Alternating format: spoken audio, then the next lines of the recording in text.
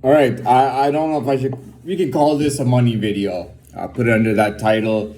Uh, Not so. The idea is that I want to talk about legalities or law. Now, I mean, you must know this. I hope you know this. No matter what industry or business, or no matter what practice or what kind of whatever you're in, there's always a law aspect or a legal aspect. Okay, they do courses in university not just for people studying law specifically, or a law program. Even if you're doing business, for example, there will be some kind of study, or some kind of course on business law. And at the same time, so you got the business law. At the same time, you can do even something totally you can do fitness. Okay, you can go and get a diploma in fitness, and they might not give you a whole course, but you may have one unit of study for a whole month, which is entirely on fitness law. You wouldn't believe it. Fitness law is serious stuff. It's like absolutely, it's hugely important. Okay, and I'll explain why. Sometimes, what happens is whenever you go to a proper gym, okay, it has insurance. All right. If I go in there and I don't sign a waiver, and I'm like using the machines and all that stuff, even if I pay them or I don't pay them, whatever the case is, if I don't sign any paperwork, any contract, any waiver, now it's not about protecting their money and making sure they get paid. If I don't sign a waiver and I get injured during that time in the gym, I can potentially sue the gym. There used to be a time when they had something called ambulance chasers, okay? There was a time, I think it was in the 80s or early 90s or late 80s. There was a time when they had a term called ambulance chasers. So what happened was that lawyers had become heavily in demand beginning in the 50s, okay? Law just became huge. I mean, the world wars ended and everybody was out of this war mentality, and legality became very important. Also in America, lawyers were making shitloads of money. I mean, crazy money. So what happened is you just had a whole just generations of people. They wanted to become lawyers. Everybody wanted to become a lawyer, and you had a lot of lawyers, okay? But lawyers were looking for cases where they could score big, like $500,000, $1 million, $20 million. And one of the ways to get the settlement is to get people who were injured, let's say at the workplace, right? The workplace is supposed to have insurance and cover it. They were injured in an encounter with the police. Well, the criminal justice aspect of the government will have to pay for their for whatever. And these have a term, even in small claims court, they had a term for it's some for pain and restitution. I don't remember what the exact term was. I should know the term. I just can't recall it. It was like for something, I don't know. But the point is that you could turn a hospital bill of 100 grand into $20 million. Okay, the lawyer is gonna get like a 60% cut, something crazy. So they had ambulance chasers where literally, if a lawyer was driving his car and an ambulance had its sirens on and went by, the lawyer would chase the ambulance, chase it down so he could talk to the victim and score a lot of money. This was real. So when you think about law, like why do I need to learn about law in my business? It is so important, okay?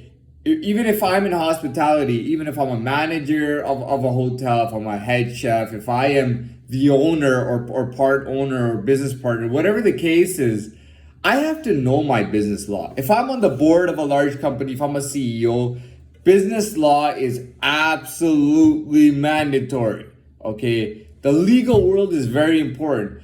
I mean, you see, I'll be honest with you, okay? I've heard this literally at least 100 times. At least 100 times over the course of my life, this saying, you're gonna learn the hard way. You're gonna learn the hard way. And to be honest, like I couldn't learn any other way than the hard way. You know what I mean? I couldn't learn anything the easy way. So I had to learn it the hard way eventually. And I tried all my options. I tried all the best options. I tried schooling, I tried being a good person, I tried everything in the book, and nothing was working for me. Okay. I was just different from everybody. Just period. I was just different. So I robbed the bank, and that took me right into like the most important part of the legal world. You know what I mean? Criminal law, okay, criminal justice, dealing with police, dealing with prison staff, jail staff, dealing with the court systems, going for charges. I've seen at least 30 or 20 or 30 different judges. I've seen tons of lawyers. I've been in the waiting area. I've been inside the court. I've watched other people's stuff go on. You know what I mean? I've been to the courthouse like crazy. So I was thrown into that world, and I got a little bit of experience out of it. That was the heart of it. You know what I mean? But that's a situation where you really learn, because you are so on edge. Like, I'll tell you right now, jail is not a comfortable place at all. You sleep on a goddamn gym mat, okay? You sleep on a goddamn gym mat, and your cell is tiny, all right? And, other stuff depends, and whatever the case is, that's a whole different situation. Some people actually adjust to jail life. Some people manage to do it. I mean, if you have a long term if you have a long sentence to do, then I don't know. I might adjust a little bit. You know what I mean? Just to because that's my reality. You know what I mean? But serious business. You have to know your legalities. You have to know the laws of the country you're dealing with. You just have to know this stuff. Okay, it's very important. Always know, like, just even if you're not studying, keep your ears open and ask the right questions and have conversations with people who know what they're talking about, and become law savvy. Okay, I became law savvy in a different way. Everything I did was directly. You know what I mean? I ran in, I planned, I came up with an idea. I ran into the bank, and you see how good I am. I come up with an idea and I just go along. Ran into the bank, robbed that motherfucker, took the money with me, took the cash with me, ran away, got arrested somewhere, and then sent to jail. Okay? So, sent to police station and then jail.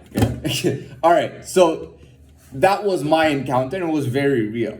I didn't even realize at the time the magnitude. I mean, of course they were gonna call me crazy. You know what I mean? I was sober, I wasn't on any drugs, and I was robbing banks, and people typically don't do that. You know what I mean? Especially at the age that I was, and the people that I knew. I didn't know anyone who had the balls to rob a bank. I never met anybody who I thought would ever even consider it. And I talked about it before. I had said stuff like, I came to work one morning, and there was a coworker, and I said, man, on my way walking here, I passed by the bank. I don't know why, I just wanted to rob it. And the guy said, I would never do that. That's totally stupid. I would never do anything so dangerous. I would never do anything like that. So I never met anybody who would do that. I did do that, and I guess they called me crazy for doing that. But I mean, in my mind, I told you I was ready to join Blackwater. I was ready to join a private security firm where they train you and arm you with M16s and send you to protect, very well-to-do businesses, foreign businesses in countries like Iraq and difficult countries. And I'm not joking about that. You know what I mean? The problem with me was when I was a kid, when I was really young, I'm talking like as young as like 3 years old, I always said crazy shit. And people thought that it was a phase that I was going through. They thought